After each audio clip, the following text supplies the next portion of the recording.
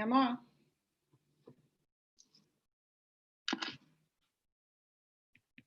Bom dia a todos. Hello. Hello, good afternoon, everyone. Alô? Pode começar, Keita. Okay. So, good afternoon, everyone. I am very happy to be here with you today to present Sharon Stein. Today she's going to talk about internationalization for the end of the world as we know it. And before I talk a little bit about, before I introduce Sharon Stein, I'd just like to remind you that this is an event, an initiative of Berlin in a joint project with the Permanent International Committee of Linguistics, the Asociación de Lingüística y Filología de América Latina, Sociedad Argentina de Estudios Lingüísticos, the Association Internationale de Linguistique Appliquée, Societas Lingüística Europea, the Linguistic Society of America, and the Linguistics Association of Great Britain, and also the Australian Linguistic Society and British Association for Applied Linguistics. So as you can see, this is an excellent effort, a joint effort of these associations led by Berlin. I am very honored, very happy to be here with you today, presenting Sharon Stein, who is a professor in the education department of the University of British Columbia. Her research addresses critical and decolonial perspectives to the study and practice of internationalization, decolonization, sustainability in higher education. And through her work, she seeks to interrupt common colonial patterns of educational engagement, including uneven paternalistic and extractive relationships between dominant and marginalized communities, simplistic solutions to complex problems, and ethnocentric imaginaries of justice, responsibility, and change, which is a little bit of what she will talk to us about today. Before I give the floor to Sharon Stein, I just would like to tell the audience that I can take comments and questions in English, Portuguese, Spanish, French, and Italian, though Sharon Stein's talk will be mostly in English, okay? So thank you very much. It is an honor to be here with you, Sharon, to see your presentation here. Sharon is also the founder and convener of the Critical Internationalization Studies Network, where you can get more information about her work, and also founding member of the Gesturing Towards Decolonial Futures Collective. So thank you, Sharon, for having accepted our invitation to be here today, and the floor is yours. Thank you so much, Keita, and also Miguel for inviting me. I'm very honored to be with you today. There's a lot of challenges sometimes to the online world of academia, but I think there's also lots of opportunities at this moment. So I'm really glad to be here. I apologize for my English. I have been told I need to learn Portuguese. I'm working on it. I have some Spanish, but the talk will be in English. I also wanted to start by just acknowledging that I'm speaking to you in what is currently known as Vancouver, Canada. And I wanted to start with a land acknowledgement, and in three parts, actually. So the first part is an acknowledgement that the territory on which I'm currently situated is the territory of the Musqueam people, who have been here since time immemorial and continue to be here. The second part is an acknowledgement that the fact that I'm able to be here is a product of systemic, historical, and ongoing colonial violence, which is some of the things I will talk about today. And also the fact that this place is, and all lands are not property, but rather living entities to which we are all connected, related, and have responsibilities. So that is just how I wanted to start and set the tone for the talk as well. Thank you also for having me as a non-linguist. I do work mostly in education, although I, in some ways, am the academic granddaughter of Lin Mario de Souza, if anyone knows him. So I have some connection to the linguistics world, but I won't necessarily be talking about that much today. So with that, I will get started and just share my presentation.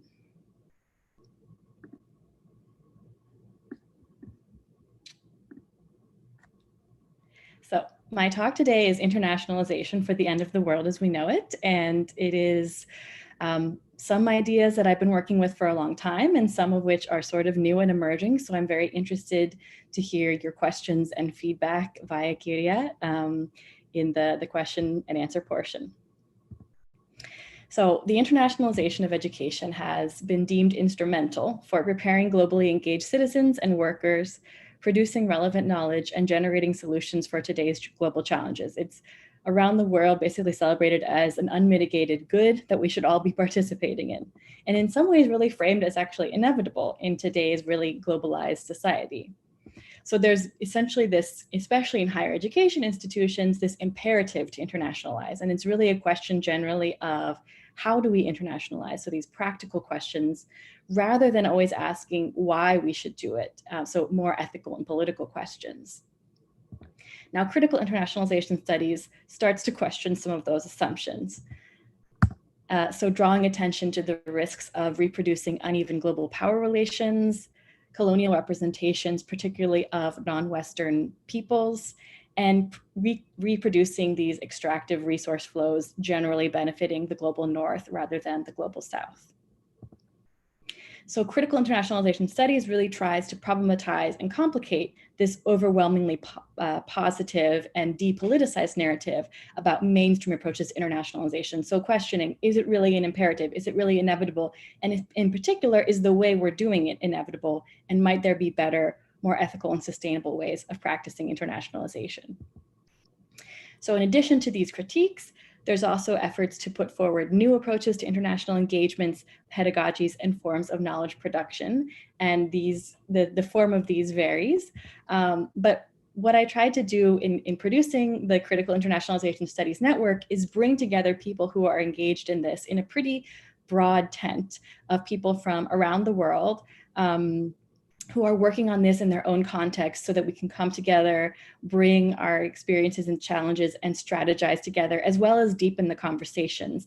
Because we spend a lot of the time in our institutions defending the need for critical perspectives, which doesn't always leave space for critically examining those perspectives ourselves. We're so busy defending them that we don't have time to dive deeper. So that's one of the things that the network does. And we all have sort of different interests and orientations.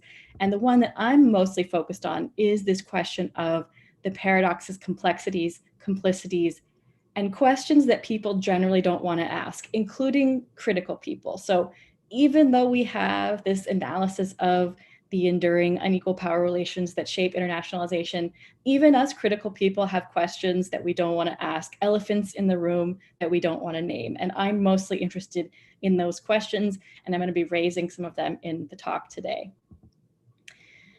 So in the spirit of asking difficult questions, we're all sort of in the midst of this COVID crisis, which has terrible catastrophic effects for many communities, many of which are not inevitable, but are the result of political and economic choices of our leaders. But you know, it's something that we're dealing with nonetheless, and has really challenged our idea of what is normal and whether we can either go back to normal and if we want to.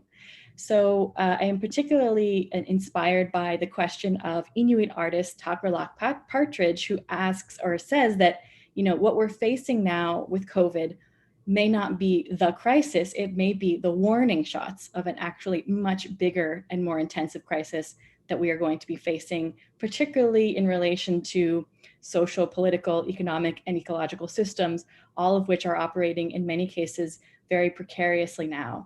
So if this is just the start of more disruption and more instability, this is how I arrive at the possibility of the end of the world as we know it, which is not the end of the world, period, but the end of a particular mode of social, political, and economic organization, and the world that many of us have inherited and the only world we know. So if this is one possible future, as people like Takralak have suggested, then what are the possible futures of internationalization in relation to this coming storm? So I've been working on this question with my research group, which I'll talk about in a moment, but also with Juliane Silva, who's a doctoral student from Brazil, who was a visiting student at my institution. And we kind of started to map out what are some of the possible futures if we're facing this incredibly unstable potential for our systems. So the first response would be internationalization for system restoration. We might call this a reactionary analysis that is sort of embodied by many right-leaning governments. I won't say anything about Brazil, but I will talk about my own home country, which is actually the US, where we see this in action right now. And very much the questions that orient this approach to internationalization are, how do we ensure that Western knowledge is not compromised by critical or decolonial knowledges and critiques? How can we actually reclaim higher education resources that have been put aside for systemically marginalized populations in order to restore the perceived entitlements of dominant communities? So this is very much resisting the idea that the system is cracking, number one, but also blaming the fact that the system is cracking on the most marginalized people. So scapegoating them and then punishing them in the process of trying to restore the system. The second is internationalization for system adaptation. This is more of a liberal analysis, so more sober, but still very much invested in the continuity of the system. So questions in this approach would be things like, how can we responsibly manage and direct our resources so that we can avert or at least mitigate current crises and return to a path that will allow us to continue to widely share the perceived benefits of human progress, with a very Western capital-centric of human progress, of course. And how do we produce knowledge that can lead us out of current crises to ensure the restoration of this system, or at least the continuity of it? Then we have the more critical approach that asks for system transformation. So in relation to, for instance, normalcy, this approach would say, well, even if we could return to normal, the pre-COVID way we had done things, do we want that? Because that normal was actually very violent and unfair. So the questions that orient this approach to internationalization would be things like, how can we support the leadership of marginalized faculty, staff, and students, including international faculty, staff, and students, in order to guide us out of these crises and towards more equitable futures? How can we restructure internationalization to enable free movement of people and decommodification of diverse knowledges from many different knowledge systems, but still invested in the system we have, just drastically transforming it? So the final approach that we mapped was this possibility of internationalization for system hospicing, which is inspired by decolonial and abolitionist analyses. And this approach really says, you know what, the system that we have is not only violent inherently, but also unsustainable. There's no way we can actually keep this thing going because of the ways that it uses resources and pollutes the environment to such an extent that it won't be able to contain or continue human life if we keep going like this. So the approach of system hospicing is to say, this system is going to fall, is going to die, but how can we have it fall in a good way, in a way that allows us to learn from its mistakes, that doesn't preemptively smother it, but doesn't also try to keep it alive at all costs and put it on life support in ways that are not good for the system or the people in it. So in addition to hospicing this dying world and learning from its mistakes so it can die well, how can we prepare to welcome new worlds with discernment about the possibility of reproducing old mistakes or creating new ones, with humility about the fact that there's so much that we don't and can't know, and with compassion for others and ourselves, rather than clinging to our perceived entitlements as, in many ways, all of the other approaches, but particularly the reactionary approach would do. So in sum, how do we grow up in order to take responsibility for this shift of systems? So what I'm going to talk about for the rest of my talk is actually this last approach, internationalization for system hospicing, or internationalization for the end of the world as we know it.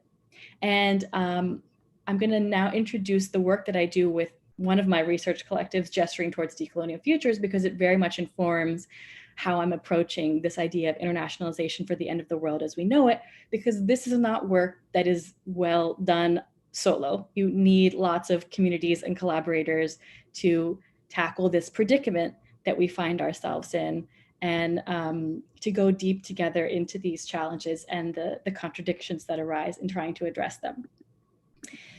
So Gesturing Towards Decolonial Futures is a transnational collective of researchers, artists, educators, students, and activists doing research and scholarship in many ways oriented by this question of the end of the world as we know it, which we've always been oriented by for our several few years of existence, but is a question we feel we can actually start naming publicly now because people are starting to see that this might not be sustainable.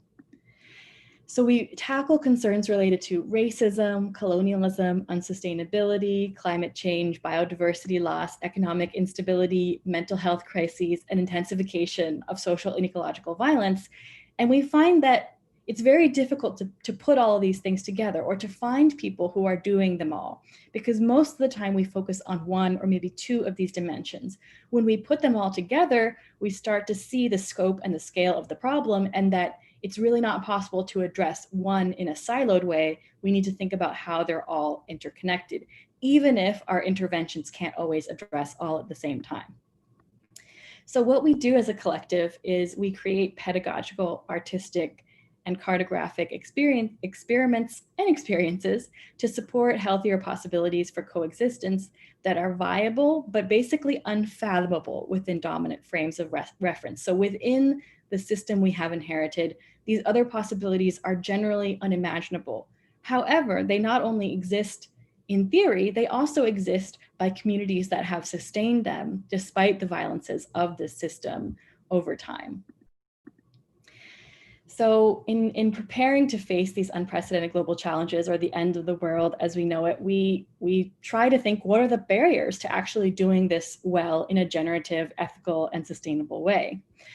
And one of the things that we have as the sort of guiding principle is that the barriers to generative responses to these challenges is not really mostly a barrier of information. So a lot of, especially my academic colleagues, would say, we just need to make sure the information is out there, that people are accessing it, and that it's accessible. Okay, sure, that's important. But what we say is that the reason this system is so strong and continuing, and that investments continue within it despite the fact that its violences and its unsustainability are increasingly clear, is because the people who are socialized within it are deeply invested in its continuity, in the promises and securities that it offers, even if it doesn't always deliver those promises and securities.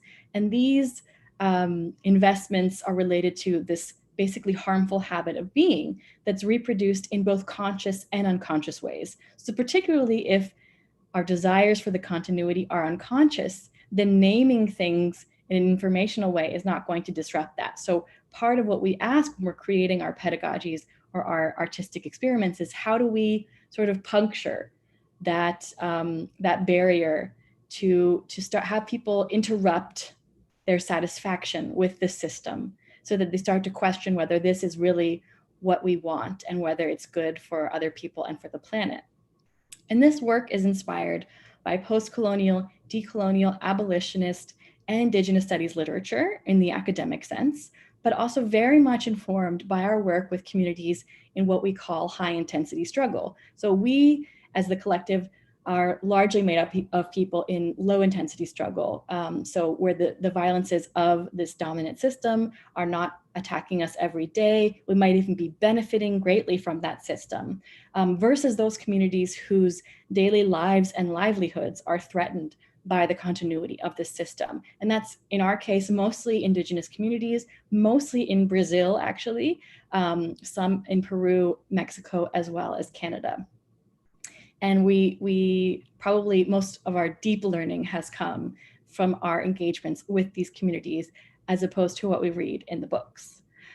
And we, in doing the work that we do, emphasize that we need intellectual engagements, yes, especially those of us who are academics, but there's also this affective and relational dimension of both the continuity of this system, but also in possibilities for interrupting it and imagining something different.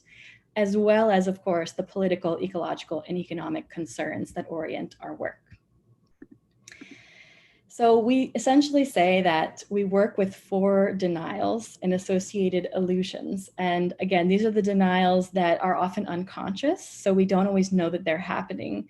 And that's the pedagogical question. How do you interrupt and bring attention to something that people don't even know is there? And in fact, that they're very much invested in not knowing, because that would disrupt their sense of security and certainty and continuity.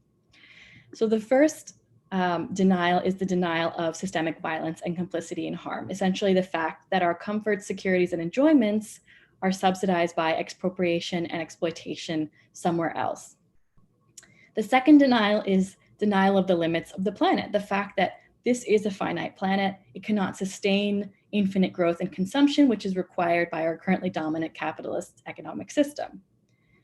The third denial is the denial of entanglement. So we within this system insist on seeing ourselves as separate from each other and from the land, rather than entangled with and part of a living socio-ecological metabolism to which we have responsibilities.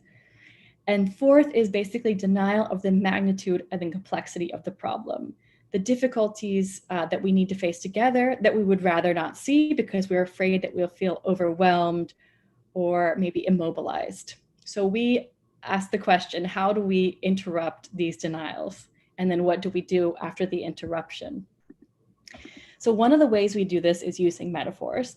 And the metaphor that I'm going to share briefly with you today is called the house modernity built.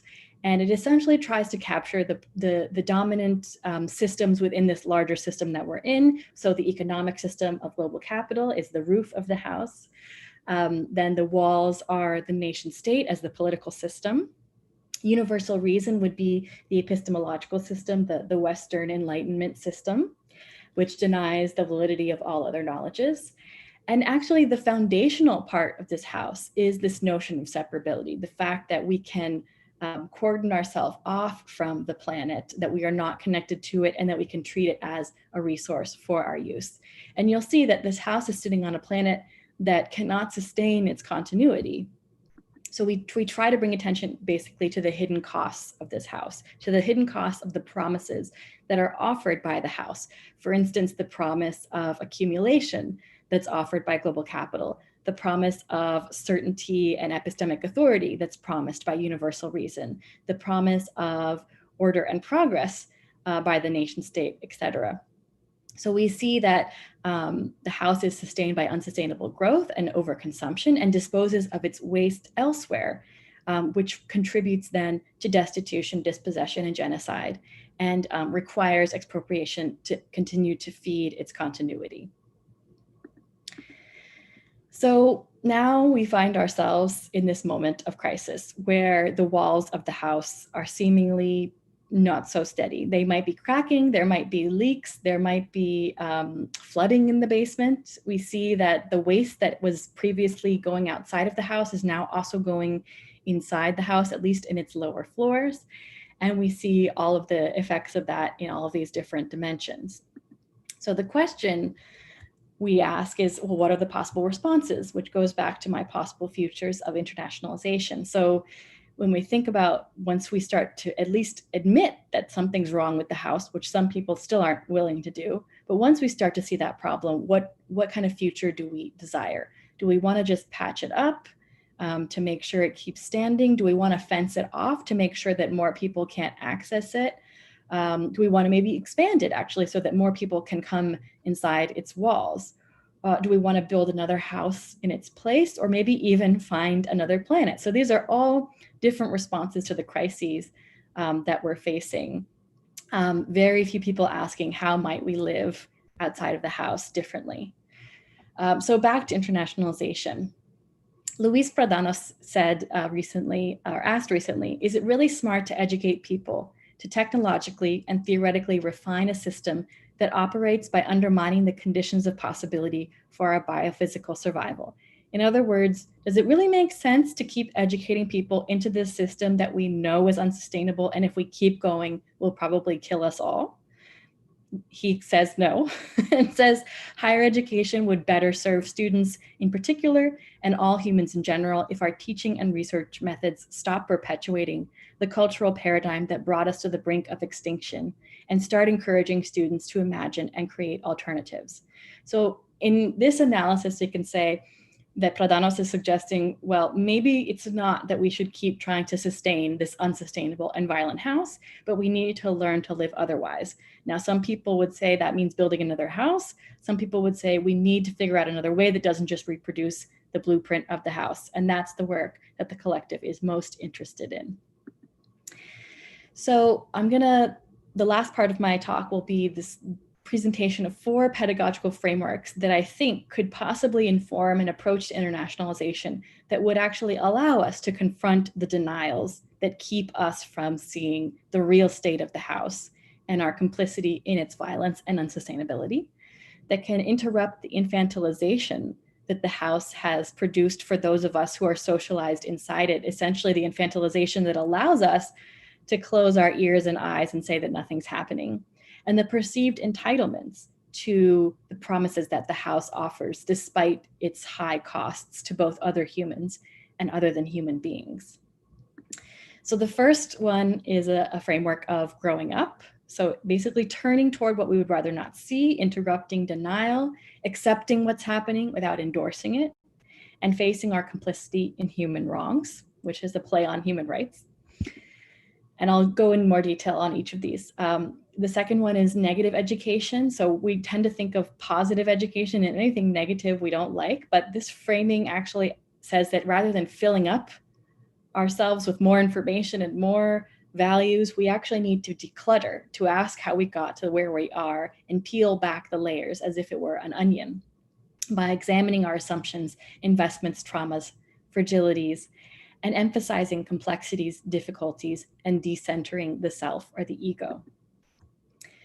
Then there's this notion of pedagogies of responsibility, which I contrast with pedagogies of empowerment, or you could say pedagogies of entitlement. So how do we build the affective capacity to sit with the tensions, paradoxes, and discomforts and activate a sense of responsibility to everything before will? So it's not an intellectual choice.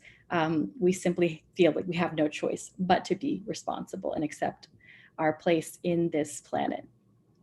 And then finally, common circularities. So we noticed a lot of what we do in the collective is notice what happens when we try to imagine otherwise, but continue to reproduce the patterns that we're trying to run away from. So I will close with that one. So first we have this idea of growing up, which we borrow from Gert Biesta, but also from many Indigenous and non-Western communities who actually value the wisdom of elders, whereas Western society doesn't always do that, and in fact, many cases glorifies youth. So we say that those who have been grown up within the house modernity built have actually been infantilized by it, and we need to grow up if we're going to be able to face unprecedented challenges. We need to take responsibility for what we've done, and we need to start by accepting what is. So seeing the state of the house without sugarcoating it, without immediately running towards solutions and saying, this storm is coming and we are facing at least the possibility that our systems will collapse. How did we get here? First of all accepting that it's there, then asking how we got here and starting to consider possible responses from that place of maturity, of accepting responsibility for what is and for our place within it, so we can learn to show up to do what is needed, which is not necessarily what we want to do, but it's what needs to be done combined with what we can do from our particular place and positionality. And doing this work of what needs to be done without trying to be the heroic protagonist or the avant-garde or being exceptional or acting from a place of purity. So saying, I'm complicit and that's not going to change, but we need to act from this place nonetheless. So for Gert, in any case, the main principle of education aimed at growing up is requires interruption. So how do we interrupt people's desires and satisfaction with the house? Now, of course, the house collapsing would be one way of interrupting those investments and desires. But we are trying to imagine a kind of education that can actually interrupt these desires now in ways that can support growing up before the house collapses, so that when and if it does, we've already prepared ourselves to be able to hold that and imagine and create possibilities otherwise that won't reproduce the same mistakes. So we borrow from Gayatri Spivak this notion of an uncoercive rearrangement of desires. We do work to try and interrupt these satisfactions, but we don't tell people where to go. So it's not, okay, you're at A, you need to be at B. It's, you're stuck in A. A is not necessarily a generative place. How can we move you toward other possibilities and hopefully toward more responsibility and away from harm? So in addition to metaphors like the house, we use quizzes like the ecological footprint calculator or the slavery footprint calculator, so that people can no longer deny that they are complicit in both violence against other people and violence against the environment in terms of unsustainability. So negative education, which we are inspired by Keita Takayama, is, contrasted with, as I said, this positive education. So most education in Western societies or within the house modernity built is framed as positive education. It's about inputting the right information, the right skills and competencies. It's about content. And it's generally either teacher or student focused, but always focused on people, and emphasizes what people like or don't like. Do you like this idea? Do you not like this idea? And feels empowering and strengthens the ego. So we use the metaphor then of a cup being filled for this kind of education. The kind of education we're interested in is what Takayama calls negative education, which is more common in Eastern indigenous traditions, which is about examining the social conditioning of the cup, the different layers of the onion, if you will, that's focused on complexity, but also focused on the well-being of the entire metabolism of the planet, as opposed to a particular group, whether it's teachers, students, dominant or marginalized groups. It's actually centering, number one, the predicament we're in, but also the collective well-being of everyone and everything. And instead of emphasizing what we like or don't like, it actually emphasizes sitting with what we resist, sitting with what is difficult, and creating space to be able to hold that and work through it. And rather than empowering people, it's actually about disarming and decentering them and de-emphasizing the ego. And related to negative education is this idea of negative capabilities. So positive capabilities, again, is this idea of skills, knowledge, and competencies that we need to develop, and negative capabilities being developing the ability to face complexity, uncertainty, paradoxes, tensions, and complicities without feeling overwhelmed, irritated, or immobilized. Most people are not interested in this work. They're mostly interested in positive capabilities. What do we need to do? What do we need to learn? What do we need to create in order to fix this, as opposed to how do we hold space for the possibility that we can't, or that addressing it is going to be very difficult, uncomfortable, and complicated. So then we have the different pedagogies. Pedagogy of responsibility contrasted with pedagogies of empowerment. So pedagogies of empowerment would be focusing on achieving predetermined outcomes, progress, and advancement, versus focusing on the integrity of the process, the quality of relationships, and the depth of learning. Then pedagogies of empowerment, focusing on aspiring to individual achievement and legacy to affirm our worthiness and superiority, versus in pedagogies of responsibility, aspiring to interspecies and intergenerational well-being to affirm our interdependence. Then pedagogies of empowerment, embracing unrestricted autonomy, so doing whatever feels good, looks good, is comfortable and convenient, versus embracing unrestricted accountability. So basically our accountability is what's boundless, and doing what we need to do and needs to be done.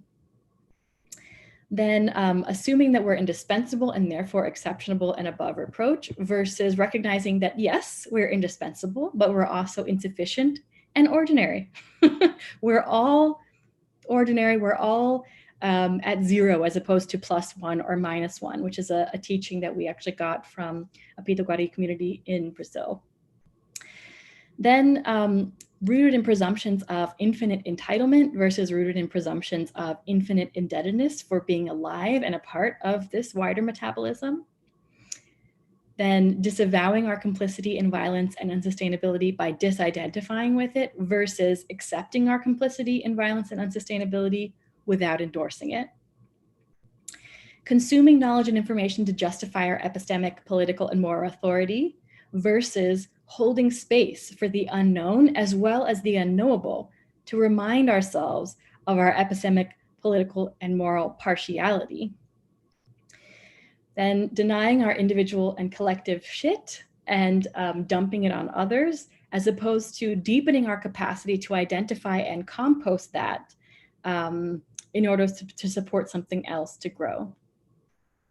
Then asking how the earth as a natural resource that's separate from us can serve us versus asking how we can be in service to the earth as something we're also part of. And then finally, empowerment as an assertion of our will versus responsibility as a visceral sense that comes actually before will. So it's not an intellectual choice or calculation.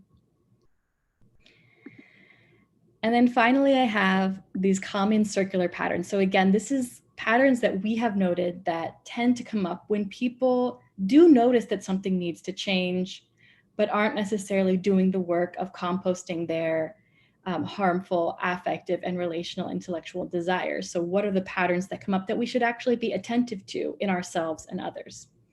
So the first one is foresee continuity of the existing system. I want what was promised to me, and even if it's in a different form, I want the same promises to be fulfilled. I, for innocence from complicity in harm. So thinking that because I'm against violence, that means I'm no longer complicit in it. R, for recentering the self or the majority, group, or nation. So it's always a question of, okay, I'll do this, but you have to tell me how it's going to benefit me and my community. Certainty of outcomes and guaranteed solutions. So I need to know exactly what's going to happen, when and where. So often, especially when people start to see that the house is no longer sustainable, when we bring, for instance, this metaphor, they say, okay, I understand that this isn't going to work, but if not this, then what? And you need to tell me exactly what it's going to look like and how we're going to get there. And we have to say, we don't know. Number one, because if we imagine it from where we currently stand, we're probably going to reproduce the same thing. And because the only way of addressing it is walking with it, walking in the eye of the storm, rather than trying to get ahead of it and predict where it's going to go. So unrestricted autonomy, basically I'm not accountable to anyone but myself unless I choose to be. I've talked quite a bit about that. Leadership, so basically saying, okay, I'll participate in this need for change, but I need to decide where it's going. Either me or the people I designate are uniquely suited to direct and determine how this change is going to go and what it's going to look like. Authority to arbitrate justice. So I should be the one to determine what is valuable, who's deserving of rights, privileges, and punishments. And then finally, recognition of righteousness and redemption for being good. So yes, I'll participate in this need for change if you affirm that I am good and exceptional and not like the other people who are complicit in harm. So that's what I have in terms of the possible frameworks for imagining internationalization for the end of the world as we know it. Thank you very much for your time. I have the links here for more about my scholarship, my email if you want to contact me, the Critical Internationalization Studies Network, if that's your area, the work of the Decolonial Futures Collective, and then Higher Education Otherwise, which is these questions in relation to higher education in general.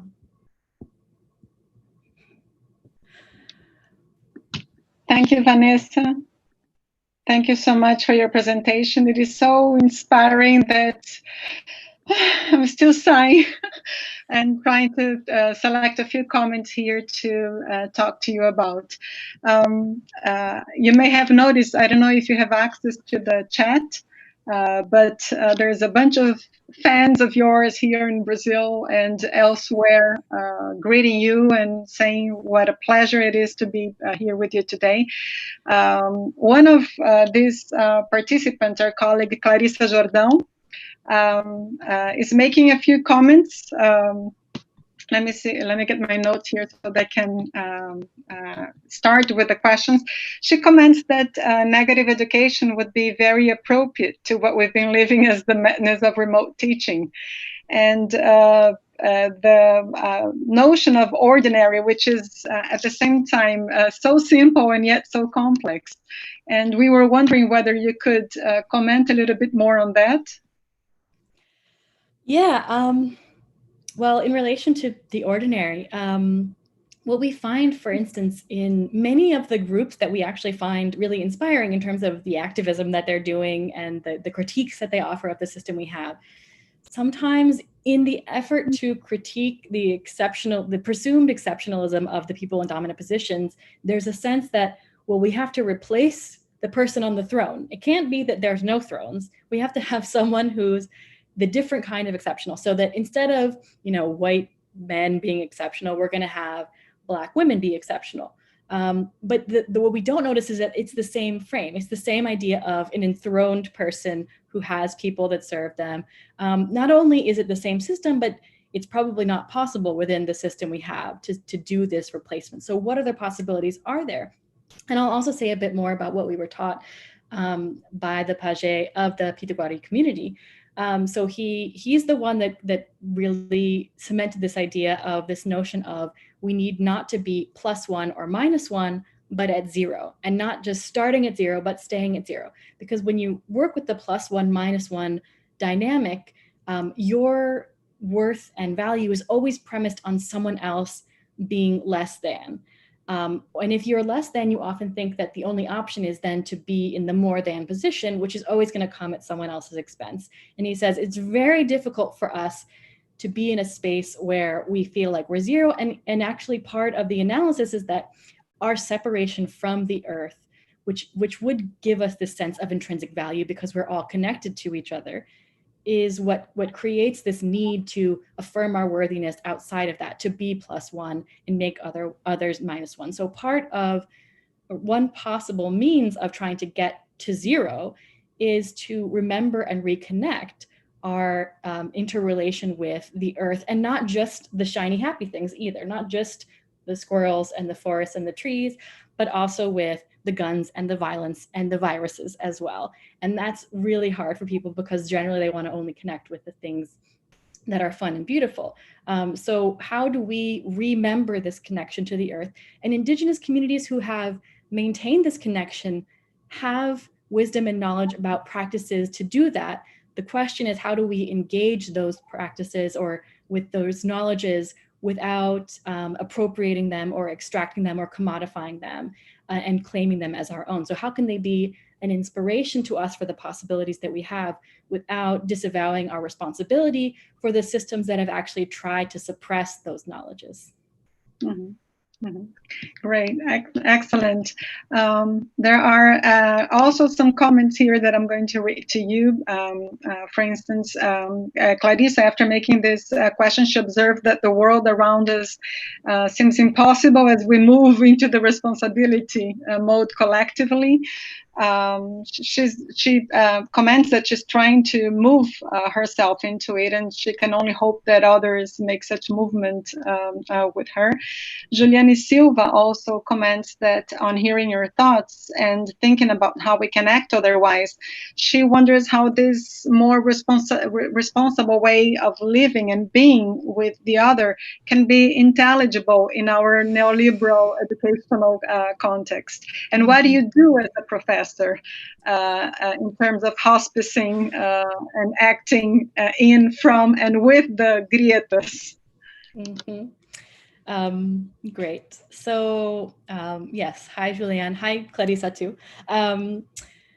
It's difficult actually, but there's a couple things that help in being the professor in this role. So number one is that I actually make a distinction between the job and the work.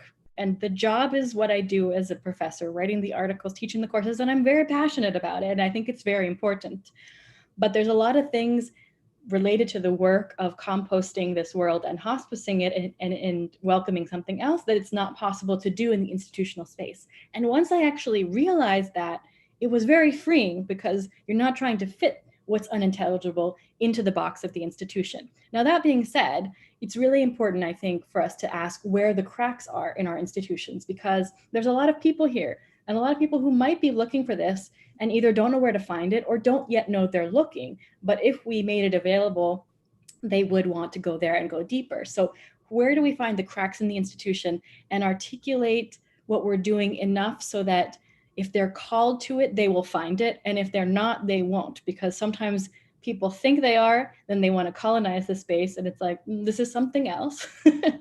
So I think part of, in my courses, for instance, I try to gesture toward these kinds of questions and works, but it's certainly not the dominant thing of what I do, because that's not what people are expecting. And they would often probably react quite negatively towards me if I told them that their world was going to end. So I think it's really about knowing your audience, knowing and reading the room and asking, okay, where can they move next from where they're stuck, which is not necessarily going to be the end of the world as they know it, but it's going to at least have them start to question whether what we have is inevitable and desirable. I'm going to add a comment on that.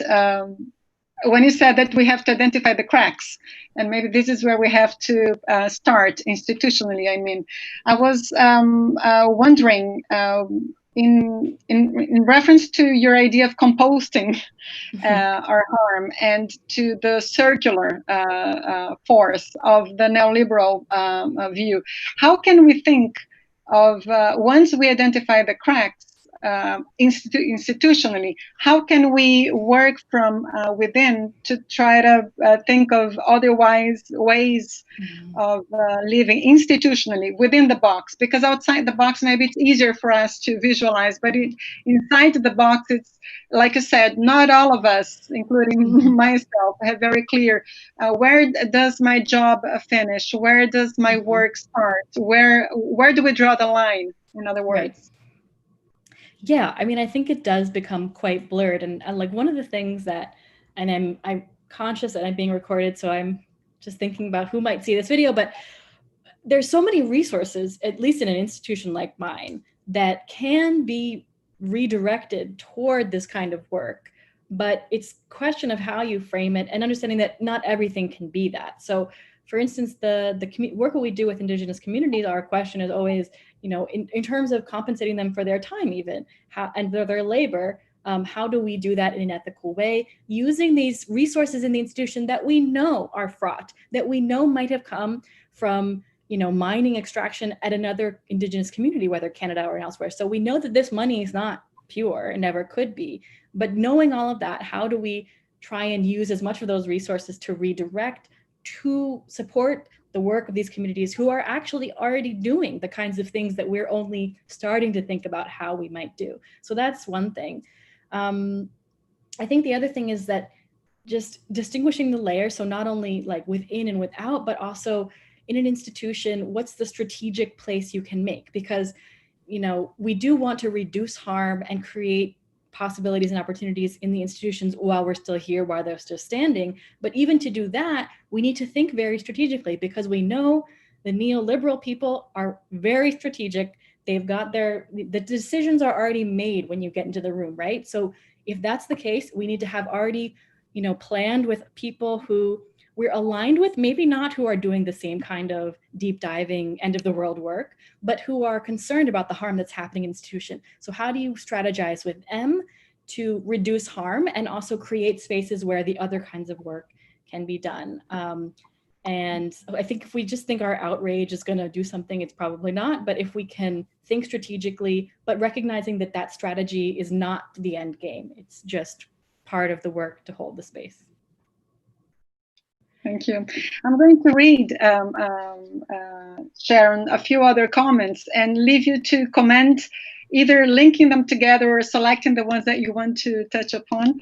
For instance, Anderson Marquez has said that because the dominant way of making sense of the world has got so many people sold, whether do you see possibilities of scaling up the colonial lenses of making other senses or new words? And then he adds that whether you could comment on different positive, negative responses to your, negative or positive responses you get when trying to deal with the four denials in educational context, whether there are differences in contexts and what sorts.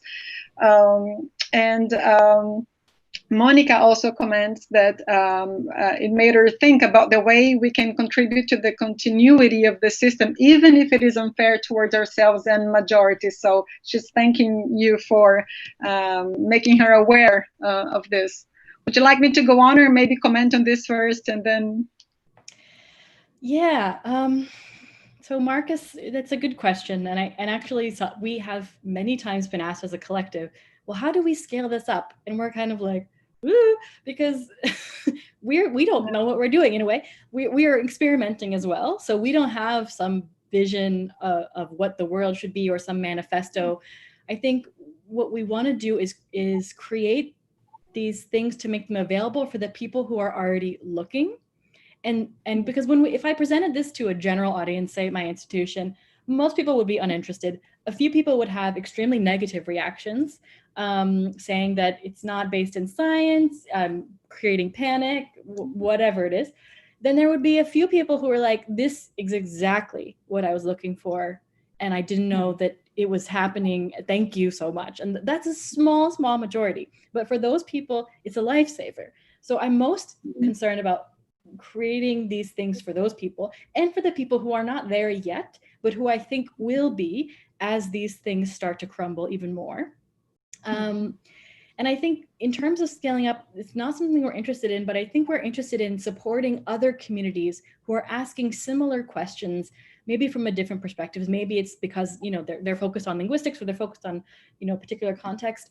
And I think we're interested in sharing sort of strategies and ideas and frameworks so that we can support each other in that sort of strategic, but also solidarity way, rather than trying to say, because we don't have any answers. We mostly say that we do troubleshooting. So usually like we work with people who are trying to do something and they're like, what am I repeating? What's going wrong? That's what we're at our best. We're not so great at saying, you know, here's what the world should look like and here's our 10-step plan for how to get there. And yeah, in relation to the responses to the denials, as I said, it really varies. But one of the hardest things actually is people who are extremely interested in sort of like empiricism will say, how do you prove that these are the denials? And probably their frustration is not just about empiricism, but also not wanting to admit the denials, of course. But it's very difficult to sort of prove a denial because it's an absence. So actually what we say is that we map absences, which, you know, post-structuralism has been very useful in that sense as a framing. And what we say in terms of the cartographies or the metaphors, our question is not how does this represent reality or how well does this represent reality? And if you're looking for that when you look at it, you're going to be very disappointed. But if you're asking, how is this useful? How might this move things? How might it foster different kinds of conversations? That's what we're interested in. That's how we see as the validity of it, not how well it represents reality. So like Boaventura de Sousa Santos, knowledge not as a representation of reality, but knowledge as an intervention into reality to create and mobilize other possibilities. And then Monica, I think, yeah, I'm glad it was helpful. There is another comment by Eduardo Figueiredo. I think it's Eduardo Figueiredo. Here it says Eduardo Henrique. I think it's him. And I'm going to make this comment and maybe link, if possible, with this event on linguistics and how different languages, linguistics, minorities, even within the language context, can perhaps help us look at the blueprint with different eyes, the blueprint you mentioned in the house. So Eduardo says, does your group talk about the possibility that hospicing might be about the end of the world and not the end of the world as we know it? That's his question. And I was just thinking that perhaps, you know, the disruption caused by the COVID, the pandemic we're all experiencing now, has of course brought many challenges, but also, and most importantly, I think, a lot of opportunities for us to perhaps look at this house and this blueprint with different eyes, because many people wouldn't have noticed perhaps that, you know, the harm was going inside the house and everywhere, even as you said, if only notice in the lower floors of the house.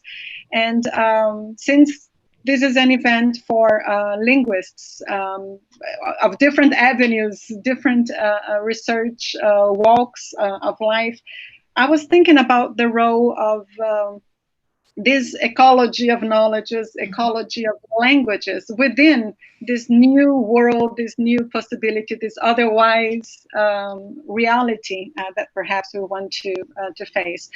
Your talk has been very important for us. Next week, we're going to have a discussion about multilingualism and address a few actions that have been put forward, especially in Latin America, to try to I don't like to say include, because that sounds like they're not included, they're not part of it before, but to sort of highlight minority languages in Latin America, not only Portuguese and Spanish when we talk about higher education, because of course English, the role of English displaces other languages because of its role as a lingua franca. So in the context of higher education, so the role of other languages in Latin America, such as Spanish and Portuguese, and also minority languages in Brazil, indigenous languages, and well, not only here in Canada, everywhere in America too. So whether you want to comment on that and the opportunity this crisis has brought us to perhaps see beyond, within, deeper, peel the onion, perhaps a few layers deeper in. Yeah. Even if we cry, because this is what happens when we peel onions, right? Exactly. And I thought it was a great metaphor you used, because there's no way, at least, I mean, I'm not a great cook or anything, but I've never been able to peel an onion or to chop an onion without crying. And I think that this is part of growing up. You know, most people think that, it's, it's a drain. No, I mean, growing up hurts. It is painful. And the sooner you realize it, the sooner you're going to get over it, I guess. So absolutely. Yes, that's lovely. I didn't think about the crying, but that's perfect. It's very true. There will be tears and temper tantrums, but also laughter, I hope. So Eduardo, I think, I don't know if I'm interpreting your question right, but I think one way of interpreting it would be that you're saying maybe it is actually will be the end of the world, which is not, I think, never going to be the end of the planet, because the planet will be fine without us, probably better without us, but the end of human life on the planet, I do think that's a possibility. And the climate science, I'm trying to, wrap my head around it like any other non-scientist, but it seems that there are at least some models that suggest that there's at least a possibility that we might not be able to come back from this, like humanity is essentially doomed. And now, even if this is only a 5% possibility, it seems worthwhile as something to consider. I think for us, we are very open to that possibility. And the question for us, as always, is like, the buen vivir thing, like living well. Well, what is dying well? And that might be not just the death of this system, but in fact, the death of all of us. But if we're going to all die, how can we die well? Not killing each other, which we're already doing, of course, but on an even bigger mass scale, but actually caring for each other and learning all that we can learn from this experiment, and doing that with grace, with sobriety, with maturity, with responsibility. I think that's definitely something worth considering, and it's something I would generally not say to my colleagues who aren't even prepared to question the end of the system. They're definitely not prepared to question the end of humanity. But it is a worthwhile thing to think about, if that's what you meant. If not, my apologies. Yeah, in terms of COVID, I think it's interesting. I think there's certainly more people asking the question, questioning like this, like I said, whether we want to go back to what was normal, whether what was normal was desirable. But of course, there's lots of people who do want to go back to the normal, or who want to go back to not normal, but a system with the same promises. I mean, even conversations about public higher education in North America, for instance, it's very much, it's clear from COVID that our institutions are in crisis. How do we revive them? And obviously there's a part of me that's like, yeah, great question. Not only because my livelihood is part of that, but because there are good things that happen in these institutions. But another part of me is like, is this really what we want? Or is there a possibility of an entirely different kind of education, higher or otherwise, that we might actually want to maybe not invest all of our time in, but at least consider, and to sit with the possibility that, again, that the return to normal might not be even desirable, but it might not be possible. What if that's the case? And I'm not seeing, certainly at an institutional level, anyone asking that question. And I think a lot of people working in institutions are so sort of panicked and overwhelmed that even if they wanted to ask that question, they don't have the mental space and capacity or frameworks to be able to do it. So I think I would like to have that conversation with more other people in higher ed, because I feel like I could support that. And I think there must be people looking. So I think, yes, using this moment, the cracks that are created by this moment towards deepening these conversations is really important.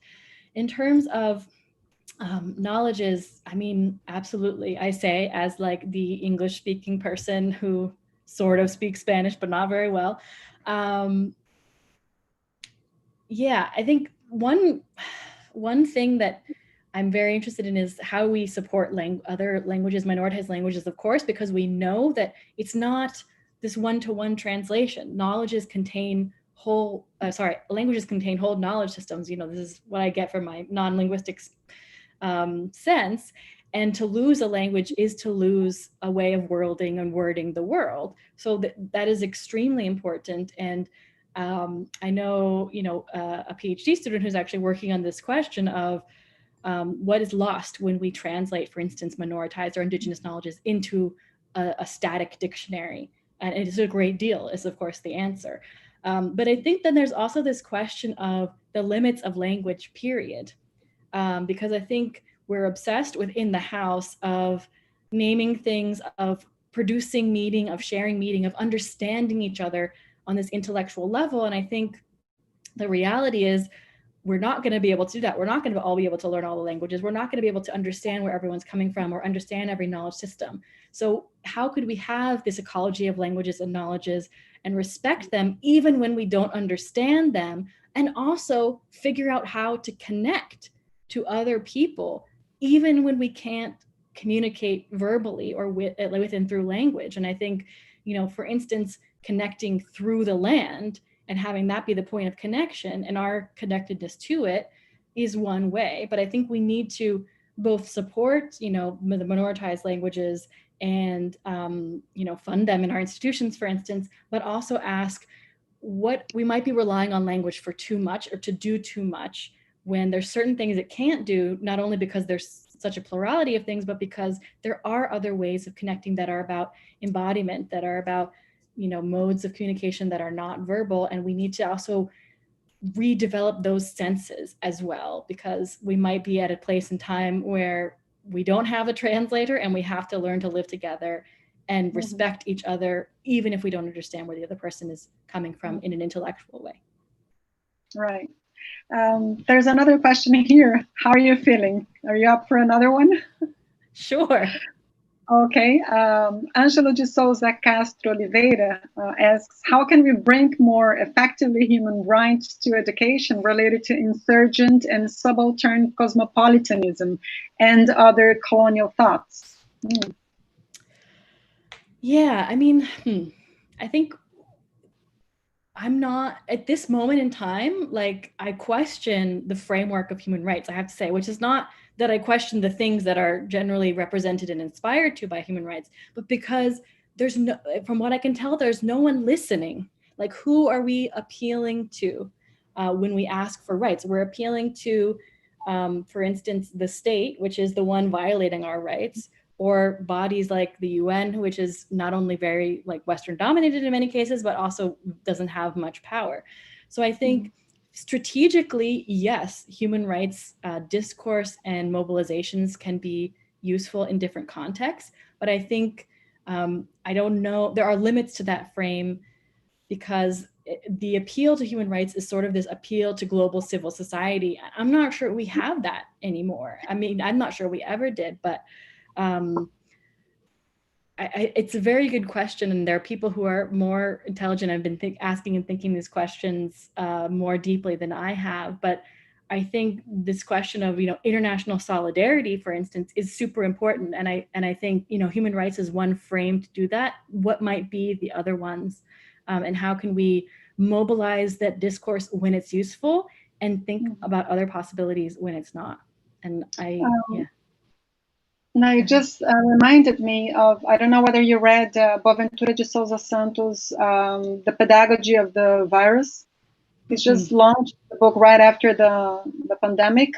And in the book, when he addresses the global pandemic that we live in, and not only our relationship with the environment, but with the others as part of the cause and the reason for all the crises we've been living, he suggests, though not expressively, that perhaps so as to protect certain universal, in the sense that it should be for everyone, regardless of the state, right? Perhaps we should have a supranational government, or which was supposed, I mean, like you said, okay, so who are we talking to when we claim and ask for human rights? Because the UN cannot do much, and we can see with this crisis what happened with the health, the World Health Organization, with certain governments which simply said, you know what, we don't care. And so I agree that as a discourse and as an idea, it is very appealing. But then perhaps we do need to engage with national or supranational, I don't know, ways of enforcing those rights. I don't know how you feel about Boaventura de Souza Santos' suggestion that perhaps we have this I don't even remember the word he used, something beyond the national government, but with power, like a world global government. Yeah, I mean, like I said, I feel like I'm not the best at strategy. I'm better at troubleshooting. So what I would probably be most useful for is if someone said they wanted to make this supranational institution, I would say, okay, so send me your plan. Let's troubleshoot how this might be reproducing some of the same patterns, or how this might be received. Or so I think, like, my work is to support the people who are doing this kind of, you know, activism work, or this kind of engagement with different kinds of institutions, to do it in the most strategic but also responsible ways, and understanding that in many cases when we mobilize discourses or strategies within these mainstream institutions, we are bracketing a lot, and there's lots of questions that can't be asked or can't be named, and human rights might be one of those. Like, we're going to use this discourse, we know it might have problems, and who's the human and who decides, those kinds of things, but in this context, to reduce harm in this place, we're going to use it. But we have to always remember what we're bracketing, what complexities, what complicities are we bracketing, and then be accountable to those as well. And that's the same thing for the university. I know that these institutions, no matter how we reform them or I think, cannot be made ethical, but how can we try to hold them to account for as long as we have them, based on what they can hear and what's feasible? And it's not going to be maybe what I want it to be, but it might be helpful for some people and reduce the harm that's being done to others. So there's like just so many layers, I think, is basically. Yeah. To finish, at least the question session, before you, perhaps if you want to say something else, I was wondering whether you talk about the when you use the metaphor of the house modernity built, and when you say, well, what do we want to do with it? Do we want to patch it, fence it, expand it, replace it, or find another planet? So now I'd like to hear from you. What are you planning to do with your... Yeah. Well, I mean, I definitely would be personally, I guess, in the camp of saying we need to figure out another way to live that probably wouldn't look like this house. But of course, right now I'm living in the heart of it. So it's hard to imagine what that might be. But I think what we try to do, I think, is try to start this process of, again, interrupting our satisfaction with the house and with the promises it offers, because there's really a possibility that the thing is going to crumble, but people are going to still be super attached to the things it offered, which can either lead to extreme violence and or trying to build something that looks basically like the house, but in, you know, it's purple instead of whatever. So I think trying to interrupt their satisfaction with the house and have them work through the desires and the investments in the promises it offers, so that yes, we reduce harm in the meantime, but when and if it falls, we have learned a lot from, what it taught us. We have tried to have it fall not on the same people on whose backs and lands it was built in the first place. And we can possibly build something different having learned the lessons, but knowing that whatever we build was going to have its own problems. It's going to have its own mistakes that we need to learn from. So I think that's why I emphasize the negative capacity. How do we build the stamina and the capacities to face what we've inherited, to see its violences, to start to question our affective attachments to it, and actually ask what's behind those, like what insecurities or fears are behind those, so that when the real intensified crisis happens, we are more prepared. And I know I've heard anyway that there's a saying, I think it's a Brazilian saying, I don't know, that you can only basically swim once the water hits your bum. So I think for many of us, we are in the flood, yes. We're in the flood and we're still waiting. Like, we see the water, it's kind of hard to deny, but we don't necessarily know how to swim, and you actually can't when you're still waiting. So it's like only once it gets up to a certain point can you even try. But what do we do before then to prepare for that, to learn from the people who've been swimming, or be taught by them, so that when the time comes, we're going to be able to swim and maybe even breathe water, things that we didn't know were possible. Yeah. It's interesting, this metaphor, this saying, Brazilian saying, nadar quando a água bate na bunda. This is how we say it in Portuguese. And I would like to thank you very much for this reflection, Sharon, especially in the time we're living in Brazil right now. And to relate to your metaphor, I think that it is a very difficult moment for us, not only because of the pandemic, but especially because of the political scenario we live as a result of the world national crisis. But I think the worst thing is to see a lot of people drowning because they don't realize the wave has already hit them. Mm-hmm. And they're drowning and they're saying, okay, so where's the wave? I'm still waiting, and as soon as the wave hits me, I'm going to start swimming. I think a lot of people have drowned in the waiting, and because they are simply not able to see that the tsunami has already come, it's already hit, and it's already taken a lot of lives with it. I'm not only referring to lives in the sense of physical human lives, but also